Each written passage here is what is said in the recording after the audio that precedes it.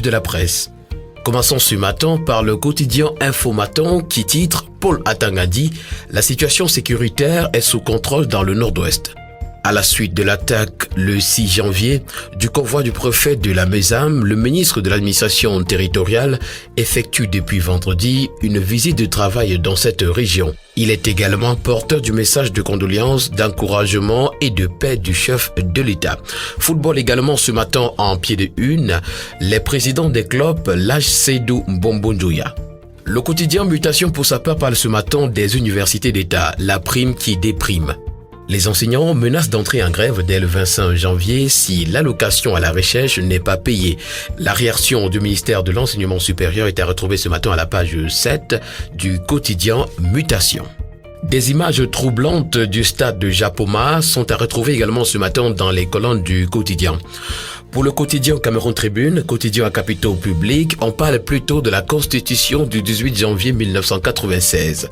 Les bases de la modernité, titre le journal ce matin. 25 ans après la révision consensuelle de la loi fondamentale de 1972, le Cameroun a parachevé la mise en place des institutions, renforçant ainsi son appareil démocratique et son option en faveur d'un développement local plus proche des aspirations des populations. Le retour sur un quart de siècle de profonde mutation est à retrouver ce matin dans les colonnes du Cameroun Tribune, notamment des pages 6 à 8. Le quotidien nous fait également savoir ce matin qu'un nouveau calendrier est fixé au sujet des examens officiels 2021. Au sujet de la polémique autour de la livraison des infrastructures sportives, le quotidien La République Presse nous fait savoir ce matin que Ngongor est blanchi par les stades. Dans leur ambition de déstabiliser le Cameroun, de troubler le président Paul Biya et de pousser à vomir le secrétaire général à la présidence de la République, les agrégés du mensonge et de l'apocalypse avaient vite fait de ventiler partout que le CHAN ne se tiendrait jamais au Cameroun à cause du manque d'infrastructures sportives, indexant malhonnêtement le secrétaire général à la présidence à la République. Le CHAN se déroule pourtant sur les stades ultramodernes qui émerveillent le monde entier, y compris la FIFA et la CAF.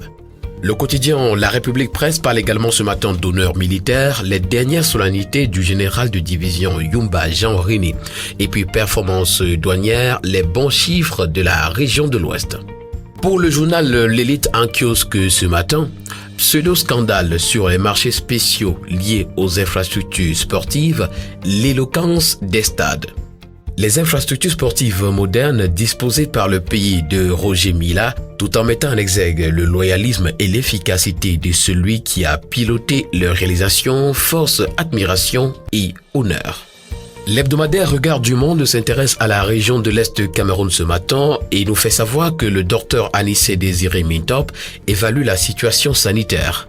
Le délégué régional à la santé publique a effectué le 15 janvier 2021 une visite dans certains services de santé relevant de son domaine de compétences dans le but de toucher du doigt les réalités du terrain et d'apporter des solutions aux nombreux problèmes qui minent le secteur de la santé dans cette région.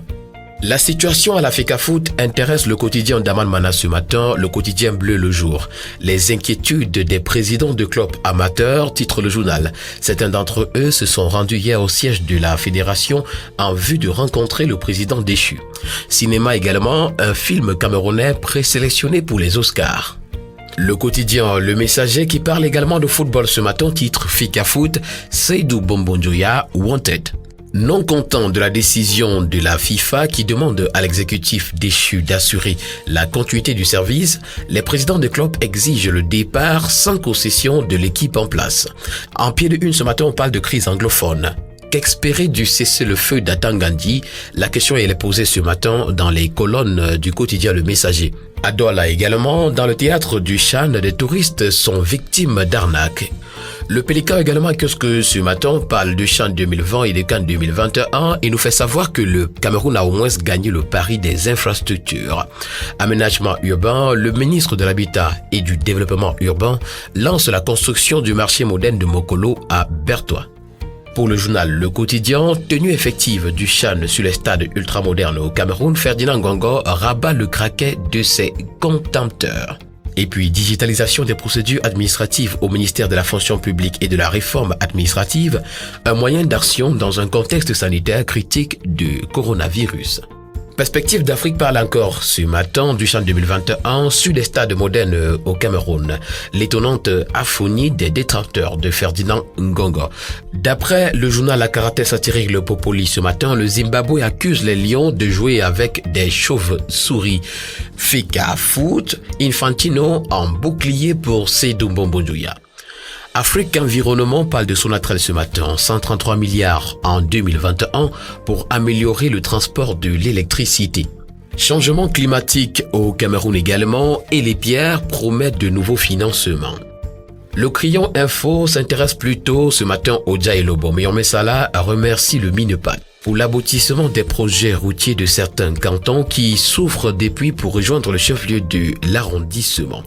À l'Olodov, Crayon Info nous fait savoir ce matin que l'élite est inutile. Couloir d'Afrique nous parle ce matin de l'exploit reconnu d'Amadou Sardouana au sujet de la société immobilière du Cameroun. Pour vision économique, téléphonie mobile, les batailles autour d'un marché de 600 milliards bloquent le lancement du réseau mobile Camtel. Le directeur général du Camtel dénonce un complot contre cette société d'État au lendemain de l'annonce du lancement de son réseau mobile. Et puis Prométal, bientôt l'usine de transformation du fer la plus moderne d'Afrique verra le jour. La voix des décideurs s'intéresse ce matin à Tif Joseph Diangouté et parle de lui comme le Spartiate. Le zoom sur les 2 années d'action de Mr Clean à l'immeuble Étoile est à retrouver dans les colonnes de la voix des décideurs. Accès aux grandes écoles également, les députés de l'Est sont en colère. Pour Expression économique, l'hebdomadaire en parle ce matin de budget 2021. Louis-Paul Motazé prescrit l'orthodoxie. Et puis Prospective 2021 pour sortir de la récession. Tribune d'Afrique, dans son édition de ce matin, parle de la gestion du Covid-19 dans la région de l'Est. Les précisions du docteur Désiré Anis-Semitov sont à retrouver ce matin dans les colonnes de Tribune d'Afrique. La presse également est en deuil. Isaac Ndifakwe repose pour l'éternité à Mamapouché. L'essentiel revient sur le football camerounais et parle des Lions qui rient, Seydou Mbombo-Douya qui pleure.